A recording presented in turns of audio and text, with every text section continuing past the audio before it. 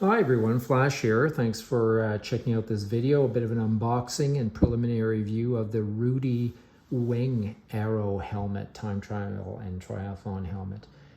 Hesitated a long time before I bit the bullet and purchased this one. Reason being, I have a great road cycling helmet that is also extremely aero. I'll show you that in a second near the end of this video. But for those of you who know my videos, I don't go into scientific testing, not anything detailed in terms of tech, but trying to provide folks who are on the cusp of about to make an expensive purchase and not sure if they should do it. Read reviews, but don't necessarily have the views or the fit and finish, shots or photos they're looking for, or initial impressions on sizing, that kind of stuff. And I hope these videos help for that. Ultimately, you have to make up your own mind. So here we go. Let's do the unboxing. Just received it, so have not even tested it yet. It comes in a standard box. Needless to say, we're not going to spend too much time on the box. And it comes to fairly typical Rudy project. Good details when it comes to, say, the bags of microfiber bags and so on and so forth. So here's the helmet and the visor that comes with it. It comes in a smoky gray colored visor, and I also had purchased separately a clear one. Also comes with some replacement pads for the inside of the helmet. Enough about that. Moving this aside, let's get right to the helmet, which is what we're all waiting for. I certainly was. I had already unboxed this, to be totally honest with you. Here we go. So it comes in black or in white with red accents. One thing I noticed, so really good looking helmet for an Aero helmet, typical short tail, which we see now increasingly over the last several years compared to the old long tail. So making it a bit more practical apparently for those of you who can't hold or don't hold aero positions for an entire 3 or 6 hours in a triathlon. But so moving up the head at different yaw angles and so on and so forth, the shorter tail tends to be more efficient in that regard. So, its own look, very impressive, if I do say so myself. The removable magnetic clip-on air vent cover here. I am surprised that this is fairly plasticky, not as quite as detailed as I thought it would be in terms of fit and finish. It does hold very well in place, but you can tell there's a little bit of gaps here and there. Not a big deal, certainly not a big deal. Everything else was really top end. This one surprised me a little bit. But you take this off, obviously, if you want the additional ventilation. So you can tell that the ventilation goes right to the tail there.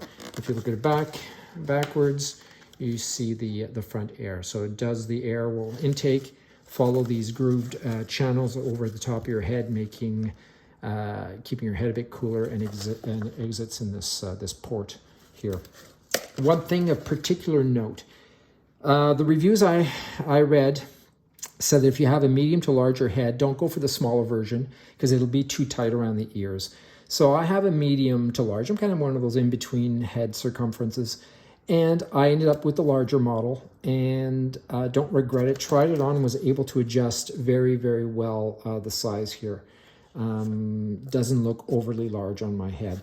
Of note, the hard shell, when it comes down to the ear covering, that's what really makes the difference between one of these time trial helmets with a full visor and say an Aero helmet like my Avis Game Changer, which does not cover the ears in the same way. Obviously, you're aware of the difference between a standard road Aero helmet, which I love this Avis helmet, by the way, a Game Changer it's called. With these is the fact that the visor and the ear covers will really cover much more the head, creating, I guess, less drag. What I was going to say is that this part, you don't have to overly stretch it to get it over your ears. It's quite, probably because I got the right size. And it is also softer and flexor than the top. So if you'll see here, I'll try to demonstrate how this has some flex here. See what I mean? So when you do put it on, you can just literally do this if you need to. I barely need to, so I've got the right helmet. I got the large. All right? Other than that, the inside has the pads like any other helmet would. I found it quite light, quite comfortable. So I'm very happy. Real quick, let's look at the visor. Again, this comes standard with this smoky gray colored one. right? And I got a clear one as well on, you know, severely overcast days, for example. One thing I was a little surprised is how light, and I won't say flimsy, but very flex, very light and thin, this visor. Pops on with the magnets, you'll see in a second here. I did read one review where the person gave it a bad review because they thought with the helmet on your head, the snapping sound that the magnets make on the plastic are overly loud. I thought that was hilarious. There you go. So it does create that complete wind turbulence reduction kind of windshield over the ears. It's great if you want to pop it off. It's quite simple. Sorry, it looked like it was difficult, but it's not at all. And you basically just look to slide it back up until you find on the head where the magnets are, and it will hold. I'm looking confident here. Boop, there you go. So it snaps on the back like this. You don't have to reverse. You don't have to reverse the shield. So it's on your helmet, and basically you just lift it up until you find those second set of magnets, and it holds it on the back. If you can get a good view there. See, so if you've got sunglasses instead of the shield, you probably wouldn't even bother bringing the shield out. But if you want to remove it for whatever reason, it's very easy, and it seems quite solid, the magnets. Okay, so there you go. That's the Rudy wing. I can't wait to try it out. I'll post another video in terms of performance and noise and so on. I'm very happy. If you've got any questions, let me know. If you want to subscribe, go ahead. Again, I'm not going into the technical details of the helmet, but there is a Ruby and there's a game changer. So if you're asking yourself as a triathlon, should I bother spending the money on having two helmets? If you've got the money, fill your boots, as they say. Otherwise, this game changer Aero helmet, I absolutely love, with especially my Roca Matador sunglasses. I find that I get quite a bit of Aero. So why did I bother going for this?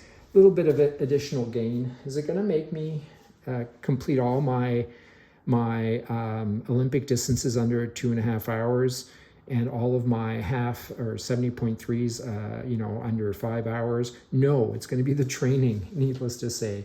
But with good gear, with good tech, with good technique, with strength and training over the years, I don't think you're going to, I mean, I wouldn't buy this if it's going to save me 5 seconds over an Ironman. But if it's a few minutes here, a few minutes there, with, you know, better carbon soled shoe, better helmet, better bike, et cetera, needless to say, when you add them all up, you probably are talking eventually minutes off your time. And comfort and having good gear, if you can afford it. There's a lot of competition out there. It's a highly commoditized industry. Love the game changer. Love the Rudy Project wing, although I haven't tested it out, but I certainly love the fit and how it feels on my head, which is not nothing. There you go. I hope this was helpful. Do take care. Enjoy the summer. If you're in the southern hemisphere, enjoy your indoor training as we northerners hit the road and hit the races. We're deconfining now thanks to the vaccines, and the races are starting. Really wish you all the very best. Take care.